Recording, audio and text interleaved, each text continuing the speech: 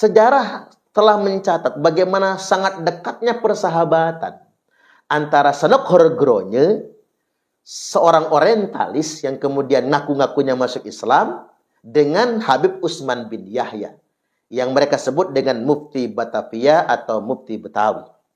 Kemudian yang berikutnya, ini fakta yang tak terbantahkan. Bagaimana Habib Utsman bin Yahya telah membangun sebuah fatwa yang menyatakan perlawanan bangsa Indonesia mengusir penjajah ini adalah sesuatu yang batil dan melanggar ajaran Islam. Ini fakta, dan ini bukan fitnah. Tertulis dalam kitab Utsman bin Yahya sendiri. Di salah satu kitabnya, yakni Manhajul Istiqomah Fid Dini Bisalamah. Ini kitabnya Habib Utsman bin Yahya. Mungkin Rizik Syihab bisa baca kitab ini langsung. Di halaman ke-22 tertulis kalimatnya sedemikian rupa, bahwa perbuatan bikin rusuh negeri. Kalimatnya juga udah gak enak. Perbuatan bikin rusuh negeri. Udah gak enak ngedengarnya. Catatan atau fatwa Utsman bin Yahya ini. Sebagaimana yang telah jadi di Cilegon, Banten. Ini terkait dengan peristiwa geger Cilegon. Perjuangan masyarakat Banten dalam rangka melawan Belanda. Yang kita kenal dengan istilah geger Cilegon pada tahun 1888. Dan yang dahulu di Bekasi, sekalian itu batil. Jadi kalimatnya sekalian. Bahasa kitanya semuanya. Jadi perjuangan bangsa Nusantara, baik yang terjadi di Cilegon, yang dilakukan oleh masyarakat Banten, maupun yang terjadi di Bekasi, maupun perjuangan se-Nusantara ini, perjuangan bangsa Indonesia dalam rangka mengusir penjajah Belanda, itu adalah perbuatan batil. Kata Utsman bin Yahya.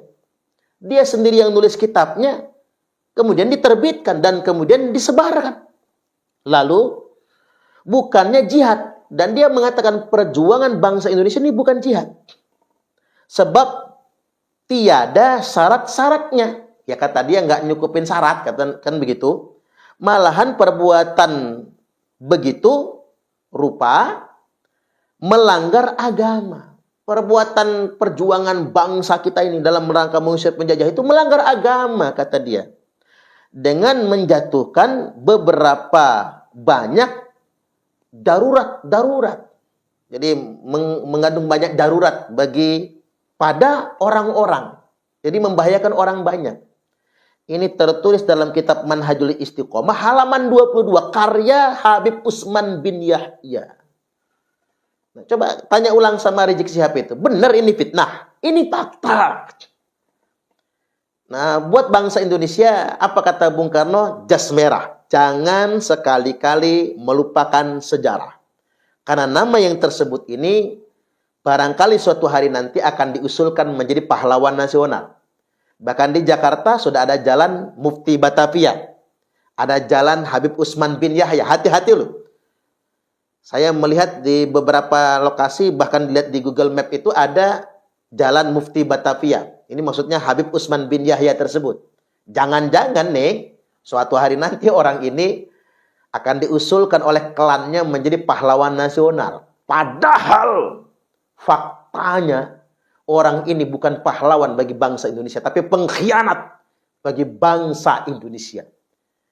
Kita mah mau aja dimanipulasi dengan sebutan Mufti Betawi. Seakan-akan dia merepresentasikan orang Betawi. Jangan percaya. Nggak begitu. Dia bukan orang Betawi.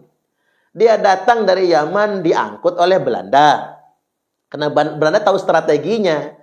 Untuk menundukkan bangsa Indonesia yang mayoritas muslim ini, ya harus menggunakan orang Arab yang muslim juga. Dan kalau bisa orang Arab ini tadi ngaku-ngaku anak cucu Nabi. Agar orang Indonesia itu percaya. Nah, mereka diangkut ke Indonesia, bekerja sama dengan Belanda. Bekerja dengan Belanda, bukan bekerja sama ya. Bekerja dengan Belanda sebagai pegawai Belanda. Lalu diangkat menjadi mufti Belanda atau mufti Batavia oleh Belanda dan mendapatkan penghargaan dari Ratu Belanda. Tiba-tiba kemudian disosialisasikan, diglorifikasi, seakan-akan dia menjadi pahlawan. Bahkan di kalangan beberapa pesantren diglorifikasi Utsman bin Yahya ini adalah waliullah. Wah, sampai segitunya. Enak aja. Sampai segitunya disebut waliullah lah. Padahal dia betul-betul menyakiti perjuangan bangsa Indonesia. Dengan mengatakan perjuangan jihad melawan penjajah itu adalah batil. Ini sungguh sangat memprihatinkan. Jadi hati-hati, jangan sampai nama ini masuk dalam daftar calon pahlawan nasional. Karena baru saja kita digegerkan usulan dari Kementerian Sosial terkait dengan 10 nama yang diperdebatkan kemudian, yakni Habib Idrus bin Salim Al-Jufri, yang direkomendasikan untuk menjadi pahlawan nasional, tinggal ditetapkan oleh Presiden, tapi ada banyak persoalan terkait dengan satu kewarganegaraan. Orang ini belum pernah ditetapkan menjadi warga negara Indonesia. Jadi masih kewarganegaraan di Yaman sana. Lantas kemudian orang ini belum pernah berjuang mengangkat senjata untuk mengusir penjajah. Dan tidak mati di medan tempur juga. Nah, ada sederet persoalan. Jadi pemerintah tidak boleh menyepelekan tentang ini. Jangan lantas kemudian karena kepentingan politik tertentu, lantas kemudian main ditetapkan sebagai pahlawan nasional. Hati-hati loh. Ini bisa menyakiti perasaan bangsa Indonesia. Ini bisa merusak sejarah bangsa kita. Hati-hati pemerintah. Ketika memegang kekuasaan, jangan sampai kemudian kekuasaan disalahgunakan. Lantas kemudian mencederai sejarah bangsa kita. Ingat, kalau ingin menguasai suatu bangsa, suatu negara itu, belokkan sejarah mereka. Putuskan hubungan mereka dengan leluhur mereka. Patut diduga sudah ada serangkaian upaya untuk membelokkan sejarah bangsa Indonesia dan memutus hubungan bangsa Indonesia dengan leluhur mereka semua. Ini sudah kelihatan kan, di mana sejarah disimpangkan, pahlawan-pahlawan kita diklaim oleh klan tertentu. Belum lagi fakta ada ribuan makam keramat palsu di Republik ini.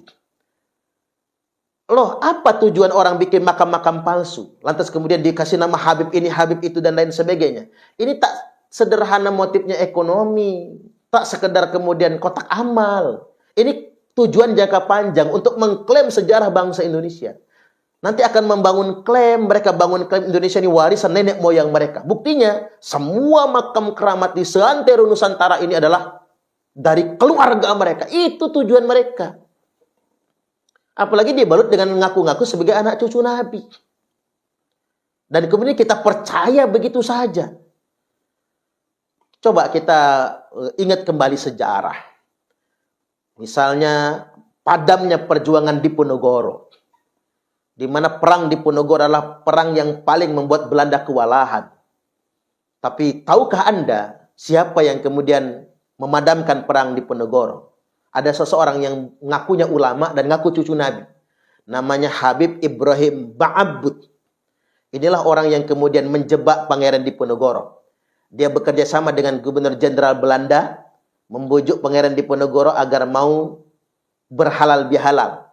Dalam bahasa sederhananya beridul fitri dengan Gubernur Jenderal Belanda. Berkali-kali Pangeran Diponegoro menolak, tapi diyakinkan oleh Ibrahim Ba'abud. Akhirnya Pangeran Diponegoro percaya. Karena mengapa? Orang ini ulama. Ngakunya ulama, saudaranya seiman, sekaligus juga ngaku cucu Nabi. Tapi apa kejadiannya? Begitu sampai Pangeran Diponegoro dan anak buahnya langsung dikepung oleh Belanda, langsung ditangkap. Siapa pengkhianatnya? Orang yang ngaku cucu Nabi itu sendiri. Kerajaan Aceh, Kesultanan Aceh yang paling sulit ditaklukkan dan dikalahkan oleh Belanda. Siapa kuncinya? Aceh ditundukkan, yakni Habib Abdurrahman Az-Zahir. Yang juga ngaku-ngaku ulama, ngaku-ngaku sebagai anak cucu Nabi. Lemahnya Kesultanan Banten. Dimulai dari siapa? Orang yang ngaku cucu Nabi, keturunan Nabi. Habibah Fatibah. Yang bekerja sama dengan Gubernur Jenderal Belanda, Baron van Hoof. Baron van Inhofe. Pacar gelapnya ini. Bekerja sama dengan Gubernur Jenderal Belanda, melemahkan dan menghancurkan Kesultanan Banten. Semua sedemikian rupa. Nah, masuk yang dikatakan jihad batil ini tadi. Perjuangan rakyat Cilegon. Dipimpin oleh Kiai Wasid. Kiai Wasid ini adalah muridnya Syekh Abdul Karim Tanara. Syekh Abdul Karim Tanara ini adalah saudaranya Syekh Nawawi Tanara. Syekh Nawawi Al-Jawi Al-Bantani, Imam Masjidil Haram. Syekh Abdul Karim Tanara dengan gerakan Thariqah, Qadiriyah, wa Naqsabandiyahnya, perang melawan penjajah.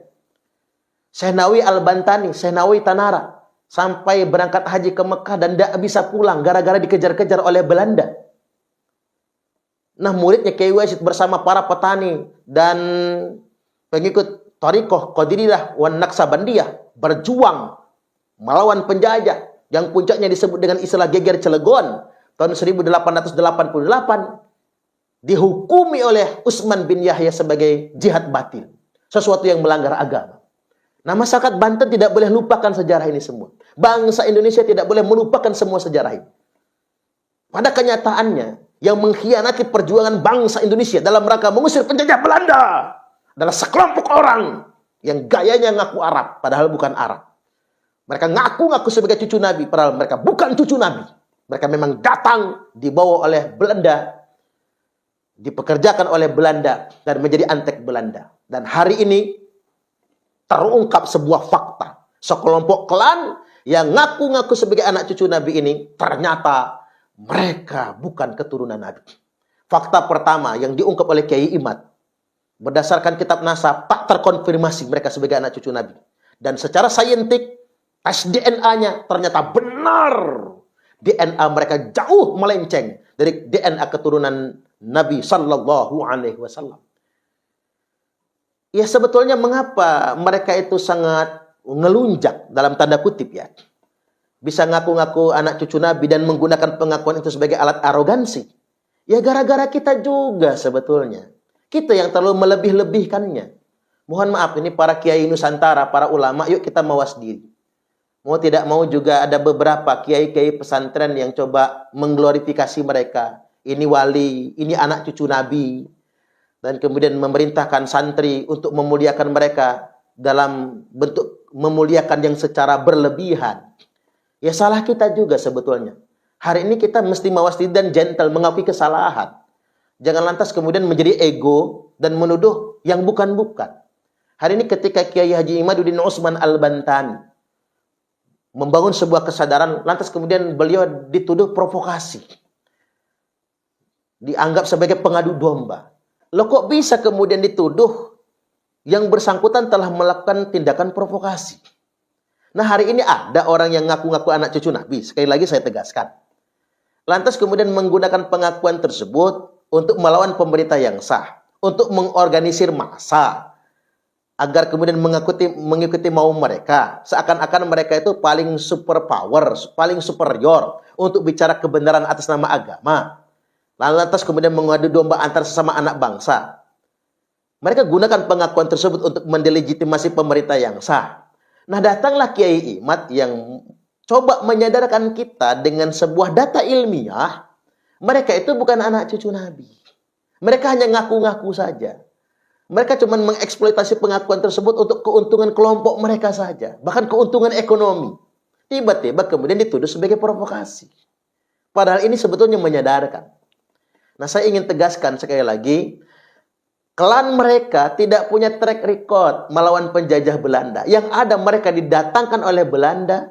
Ulama-ulama mereka bekerja sama dengan Sodok Horgronya dalam rangka memecah belah bangsa Indonesia, melemahkan perjuangan rakyat pribumi, dan mereka bekerja buat Belanda. Maka sampai detik ini, ketika Indonesia sudah merdeka pun mereka tidak pernah menghargai bangsa Indonesia. Cobalah apa yang mereka lakukan. Siapapun pemerintah kita yang namanya orang Indonesia, dia tidak hargai. Malah ditantang-tantangnya perang. Bahkan bangsa Indonesia dia tantang perang. Karena orang-orang ini memang DNA-nya itu adalah DNA bekerja sama dengan penjajah. Maka ketika bangsa yang dia jajah itu merdeka, dia tidak akan pernah menghormati negara yang bekas jajahan tersebut. Ya, kita lihat, saksikan hari ini. Saban hari yang diajak perang siapa? Ya, sesama bangsa Indonesia. Yang dia peralat siapa? Ya, bangsa Indonesia sendiri. Yang dia peralat. Mengapa bangsa Indonesia bisa diperalat mereka? Karena mereka ngaku sebagai anak cucu Nabi. Maka sesuatu yang sangat menyakitkan bagi mereka adalah ketika ada yang menyadarkan dan membongkar kedok mereka kalau mereka bukan anak cucu Nabi. Sampai hari ini, buatlah benang merah, mereka bukan anak cucu Nabi. Mari kita dorong pemerintah untuk melakukan serangkaian pembuktian. Karena mereka sudah ngaku-ngaku anak cucu Nabi, maka ini tentunya terkait dengan hak umat Islam senusantara, lakukan pembuktian. Dengan tes DNA misalnya, benarkah mereka sebagai anak cucu Nabi? Dan yang kedua, kita mesti kembali kepada kesadaran sejarah kita. Jangan sekali-kali sejarah kita dibelokkan. Ingat, sejarah telah mencatat merekalah yang bekerja sama dengan Belanda untuk melemahkan perjuangan bangsa Indonesia.